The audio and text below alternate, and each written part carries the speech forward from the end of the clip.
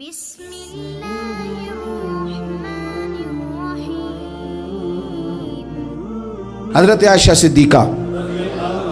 رضی اللہ تعالیٰ عنہ فرماتی ہیں ایک عورت تھی اور اسے نبی پاک صلی اللہ تعالیٰ علیہ وسلم نے وہ کلمہ پڑھ کے مسلمان ہوئی، مدینہ طیبہ آ گئی تو حضور نے مسجد نبوی شریف میں اس کے لیے مکان، ایک سادہ سا کمرہ ساتھ مسجد کے بنوا دیا، وہیں رہنے لگی۔ اکثر وہ سیدہ طیبہ کے پاس آتی تو حضرت عائشہ صدیقہ رضی اللہ تعالیٰ عنہ فرماتی ہیں وہ بڑی باتیں سناتی اور آخر میں کہتی وہ ہار والا دن بھی بڑا عجیب دن تھا اور میرے رب کی قدرتوں کا دن تھا، وہ بھی بڑا عجیب دن تھا۔ سیدہ عائشہ صدیقہ رضی اللہ تعالیٰ عنہ ایک دن فرمانے لگی کہ تو ہار والے دن کا بڑا ذکر کرتی ہے، وہ کیا دن تھا؟ تو خاتون کہنے لگی اماں جی وہ دن تھا جب میرے رب پر بھروسہ اور مضبوط ہو گیا، جس دن میرا اپنے رب پر توکل اور بڑھا، میرے ایمان میں یقین میں اور پختگی آئی۔ کہنے لگی میں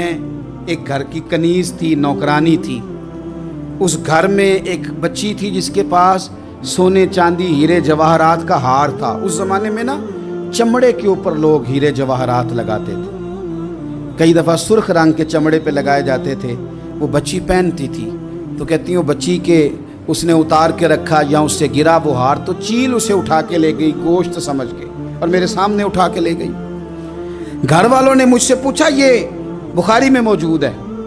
گھر والوں نے پوچھا مجھ سے کہ وہ ہار کہاں ہے تو میں نے کہا چیل اٹھا کے لے گئی۔ گھر میں کچھ چوری ہو جائے تو سب سے پہلا الزام کس پہ لگتا ہے؟ ملازمین پہ۔ کہتے انہوں نے مجھے بڑا مارا، بڑی تکلیف تھی، حتیٰ کہ میری شرمگاہ تک کی تلاشی، میری عزت اتنی خراب کی میں بتا نہیں سکتی۔ میں نے اپنی زندگی میں ایک واقعہ دیکھا، ایک امیر گھر میں چوری ہو گئی، ملازم کو اتنا مارا کہ وہ چارپائی پہ پڑ گیا،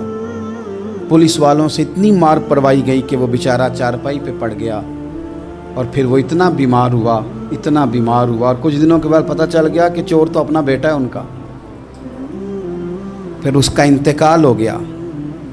اب وہ سیٹھ صاحب اور گھر والے آ کے مرنے والے کے کان میں معافی مانگ رہے ہیں، کان میں۔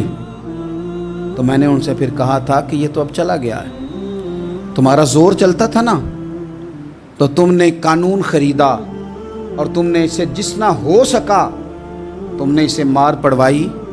تمہارے پاس جو عدالتیں تھیں تم نے وہاں کارروائی کی، اب ایک عدالت قیامت کے دن لگے گی۔ یہ کمزور تھا نا، کچھ کر نہیں سکا۔ میرے نبی پاک صلی اللہ علیہ وسلم نے فرمایا سن لو، اگر سینگ والی بکری نے بغیر سینگ والی بکری کو تکلیف دی ہوگی نا تو قیامت کے دن اسے بھی بدلہ دینا پڑے گا کہ تیرے پاس سینگ تھے اور تو نے اسے مارا تھا۔ وہ خاتون عرض کرتی ہے سیدہ عائشہ کی خدمت میں کہ مجھے بڑا مارا، مجھے تکلیف دی، میں کہہ رہی تھی کہ میرے سامنے چیل لے گئی ہے پر وہ نہیں مان رہے تھے، اماں جی انہوں نے مجھے بڑا مارا۔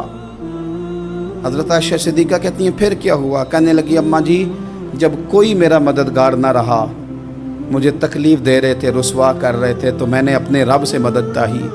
میرے رب کی طرف میں نے توجہ کی، میں نے کہا مالک اب تو ہی میرا مددگار ہے۔ کہتی ہے وہ مجھے مار رہے تھے تو وہ چیل جو ہار لے گئی تھی وہی لے کے واپس آ گئی اور ہمارے سروں کے قریب لا کے اس نے جب اس ہار کو پھینکا وہ مجھے چھوڑ کے سائیڈ پہ ہوئے، وہ میری بے گناہی جان گئے، لیکن آپ کو بتاؤں اس دن سے میرا اپنے رب پر یقین اور بڑھ گیا۔ مجھے سمجھ آ گئی کہ جب انسان پورا ٹوٹ جاتا ہے اور جب کوئی چاروں جانب اس کا مددگار نہیں ہوتا تو رب تو ہوتا ہے نا، اللہ تو اس کا مددگار ہوتا ہے نا، وہ تو پھر اپنے اس بندے کی مدد کرتا ہے نا، پھر وہ تو توانائی دیتا ہے نا، وہ تنہا نہیں چھوڑتا،